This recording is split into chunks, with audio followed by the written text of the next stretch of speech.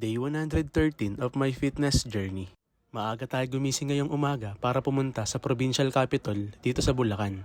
May inasikaso lang tayo ng ilang oras and para makapag-walking na rin. Kahit maaga tayo nagising today, nakompleto pa rin natin ang 7 to 8 hours of sleep. Kaya sapat ang energy natin for the day. Nakapaglibot pa tayo sa labas ng capital, dagdag steps na rin and to think kung ano ang magiging lunch natin. Nakalimutan natin mag-tape ng video habang nagla-lunch tayo. Nawala kasi sa isip natin. Pero kahit na ganito, we make sure na balance ang nutrition ng food natin kanina sa lunch. Pagdating ng hapon, nag-walking na tayo para sa 10,000 steps natin.